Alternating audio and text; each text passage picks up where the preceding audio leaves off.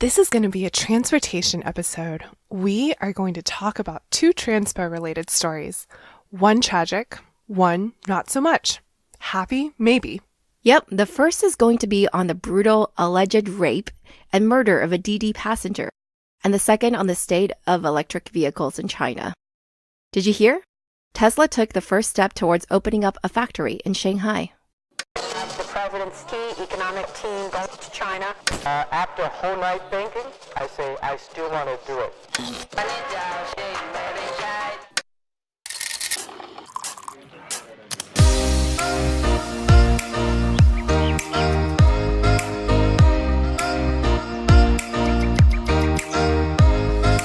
Hi everyone, we are TechBuzz China by Pandaily, powered by the Sinica Podcast Network. We're a new weekly podcast focused on bringing you the most interesting, relevant, and buzzworthy headlines in China tech. We're a part of Pandaily.com, a new English language site that tells you everything about China's innovation. I'm one of your two co-hosts, Rui Ma, and I live in San Francisco. And apologies, but I'm a little sick today. And I'm your other co-host, Ying-Ying and Rui. We'd like to give a shout out to some of our fans. And please excuse me if I do mispronounce your name. Tanae Jaipura, Elliot Ng, Amos Wittenberg, Jens Smeagol, Hitching Yang. We love you. All right, let's dive right in. So the first story is the Didi murder. Ray, I know you researched this pretty deeply because you're headed to China tomorrow. So what happened? Well, I wanted to know if I should be using Didi when I'm there, so I did a lot of research. But I think I'm pretty safe. Why is that? Well, first off, we do have to acknowledge that a 21-year-old flight attendant named Miss Li was raped and killed on the night of May 5th on her way from work in the city of Zhengzhou. Her presumed killer committed suicide shortly thereafter. She took a Didi 顺风车, or hitch, basically short for hitchhiking. Yeah, and this is where it gets a little bit confusing, and also why I think I'm probably safe, because this is a separate business from what we typically think of as ride-hailing. Okay, I think I know where you're going, but before we go there, let's do a brief overview for our listeners, some of whom may not be as familiar. Didi is China's Uber, and in fact acquired Uber China's operations in August 2016. It was founded in 2012, has raised a total of $20 billion, and has a valuation of $56 billion. It's also rumored to go IPO later this year at $80 billion, or something like that. It has most of the same functionality you would find in Uber or Lyft, and has options very similar to Lyftline or Uber Pool, Uber X, or Uber Black. It's a massive company and the de facto leader in ride-sharing in China. Yeah, so back to 顺风车. That's an option mostly for car owners who have a long daily commute and so want to make a few bucks without going too far out of their way. Their service is thus very cheap, but also requires the rider to book in advance. Right, so this Didi Hitch function allows the driver to see the time, the start and ending points, and decide whether or not to accept the ride. Yes, that's because it was designed for the traditional concept of commute carpooling, as we have said before. Why did Didi launch this service, though, and how does it make money? Okay, so let's answer how they make money first. It seems that they take about a 10% platform fee, as opposed to more than 20% for the other options. That's good, but the order total is also lower, right? Because the rides are about 50% cheaper, so they probably don't actually make that much money. Well, until they go public, we really won't know. What we do know is that there aren't that many full-time drivers in China. Sure, maybe there are hundreds of thousands, but there are a lot more regular drivers, 200 million or so car owners, most of whom I would assume don't want to go through the tedious process of becoming a Didi verified driver, but probably won't mind picking up a friendly face in the neighborhood on their way to work. So Didi created this to get people to become friends and be neighborly? Well, I'm sure that's not the only reason, but if you go back to all the marketing in 2015 when they launched the service, there was a heavy emphasis on transportation social networking. Not that different if you ask me from Lyft's original strategy, where you were supposed to chit-chat with your driver and have a good time while getting wherever it is that you needed to go. Yeah, I never know if I'm supposed to talk to my driver or not. Well, in this Didi Hitch scheme, you are definitely supposed to.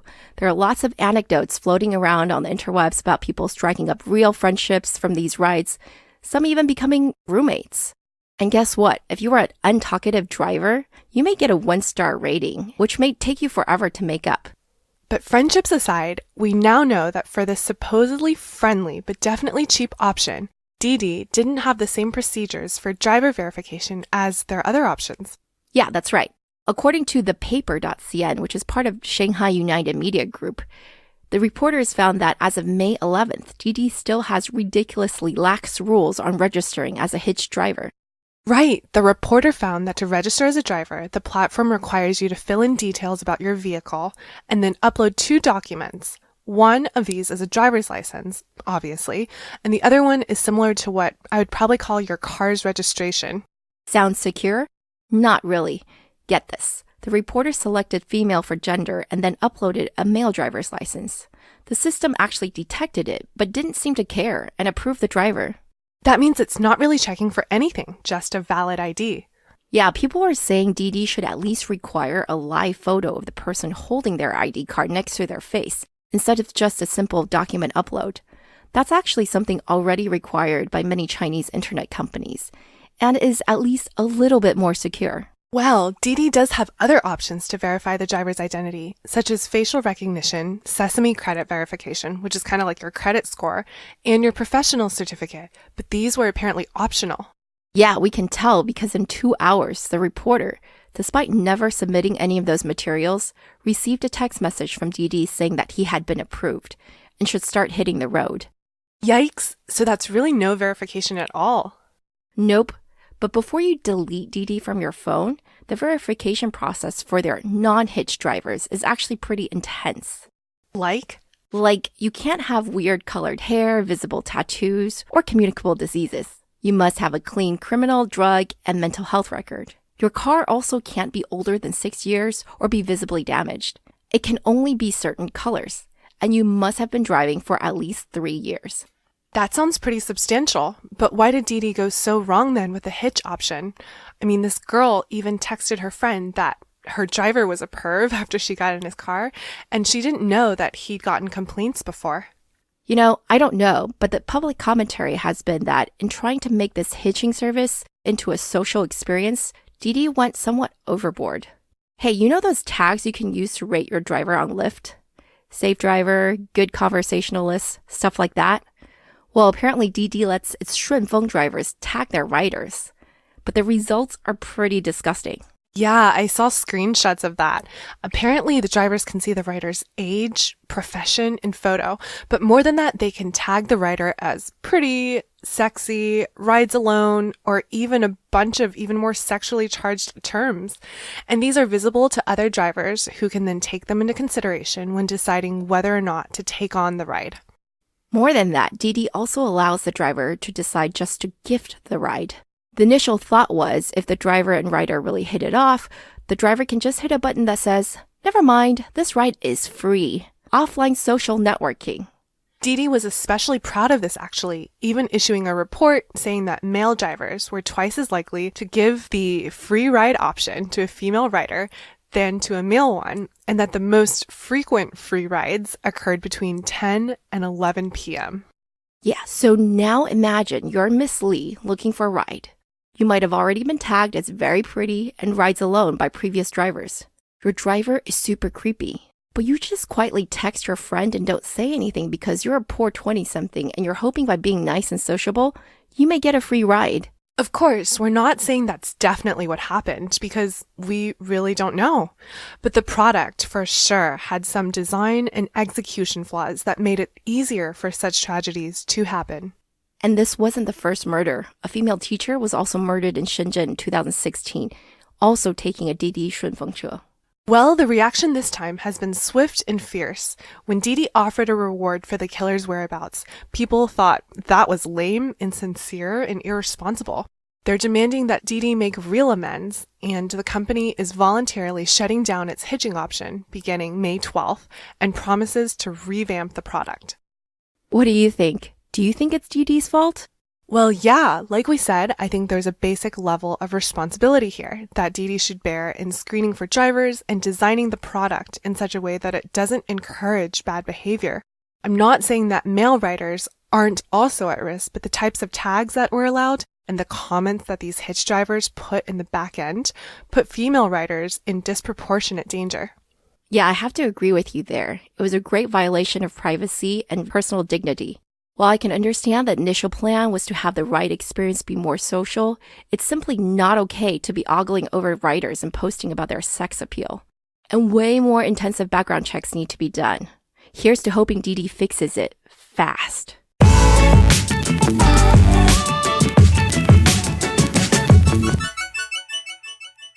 Breaking live update here. Literally, as we were recording this episode, Didi has released a formal statement addressing the very issues we've just identified.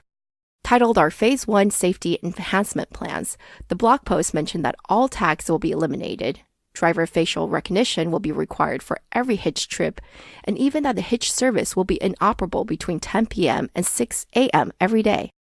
The post also talked about overall changes to Didi's services, including a new quote-unquote zero tolerance policy for matching driver and vehicle IDs. You can find the full document under press on Didi Chuxing's website. We think it's a good start. At least they're recognizing that these unfortunate events might have been a result of poorly designed app incentives. What do you think? Let us know.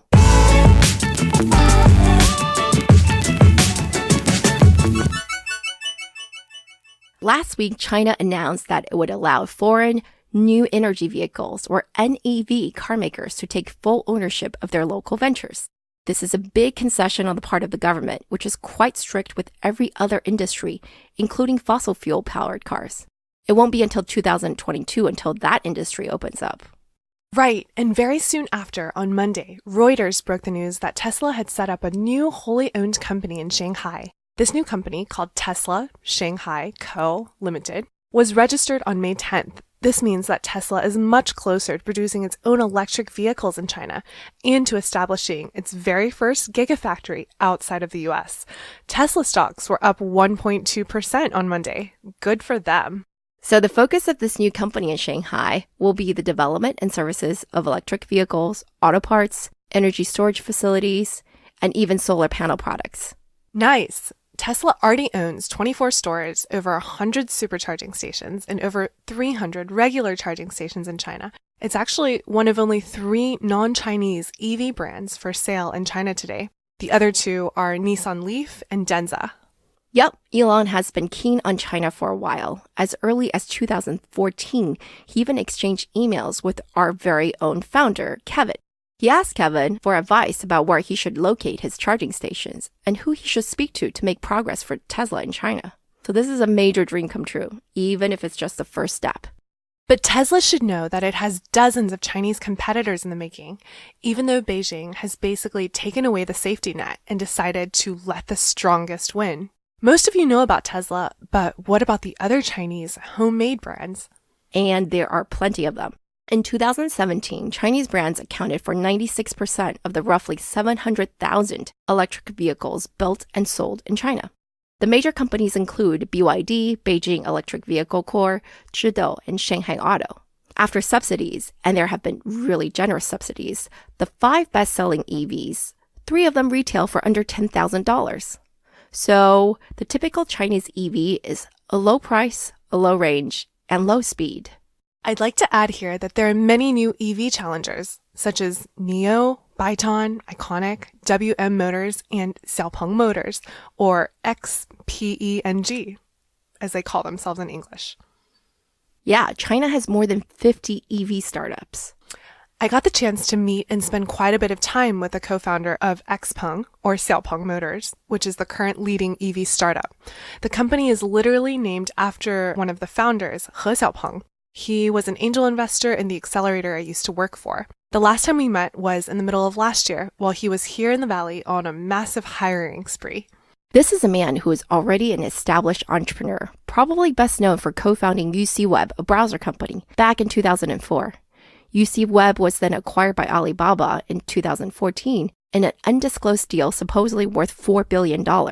Right, and when we spoke, it was probably less than 1 month after he had officially left Alibaba to work at Xiaopeng full-time as chairman. And here he was already hiring for technical talent. I just checked our WeChat records, and looks like it was the week of September 7th. Man, Chinese entrepreneurs really do move fast. Yeah, so here is a company formed by founders who essentially have no background in creating electric cars or running EV companies. And yet, because of the team's background in founding previous companies, they were able to attract funding from folks like Alibaba, of course, GGV, Shunwei Matrix, Morningside, and IDG, all really top-notch Chinese VCs. Wow, what an incredible list of backers. And they're already past Series C and have raised the equivalent of over $700 million US dollars. When we asked He Xiaopeng what he thinks about this current change in regulation, he didn't really want to comment. He's cautious because he's not a native English speaker and also because he doesn't want to comment on his greatest competitor, Tesla.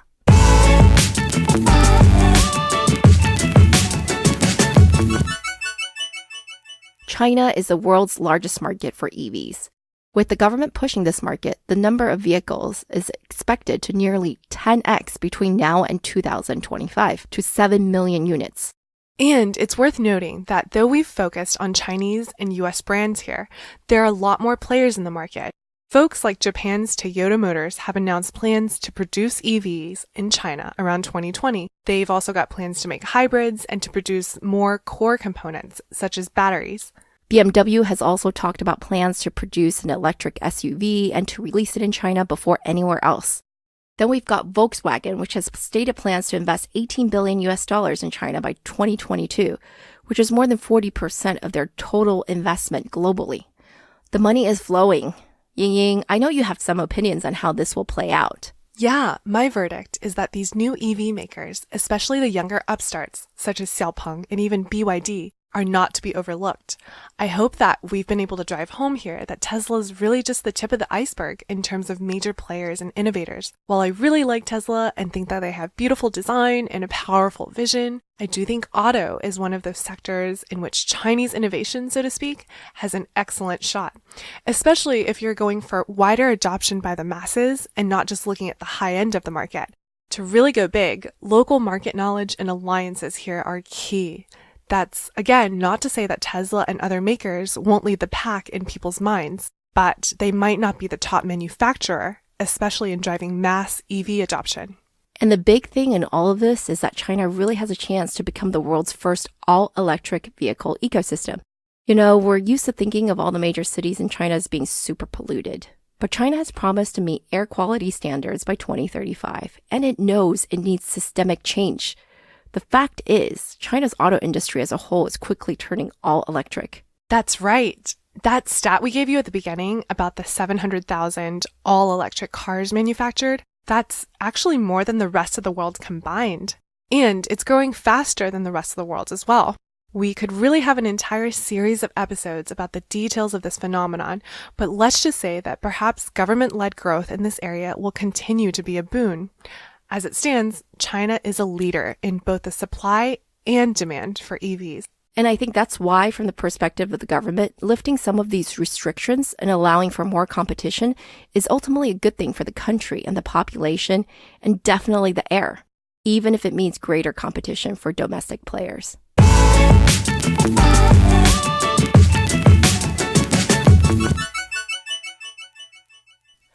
We'd like to give a shout out to our partners at China. In addition to our podcast here with Pandaily, they published the Excella Sinica podcast, a weekly discussion of current affairs on China with journalists, writers, academics, policymakers, and business people.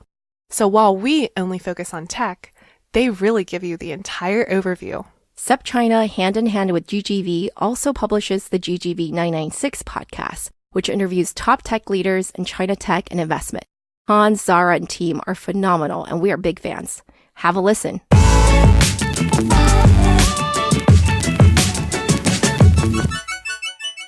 Okay, that's all for this week, folks. Thanks for listening. We really enjoyed putting this together and are always open to any comments or suggestions. You can find us on Twitter at the Pandaily, ThePandaily, and my personal Twitter account is Rayma. That's spelled Ruima. And my Twitter is spelled Ginygy. We will be back here same time next week. TechBuzz China by Pandaily is powered by the Sinica Podcast Network. Pandaily.com is a new English language site that tells you everything about China's innovation. Our producers are Carol Yin and Kaiser Guo.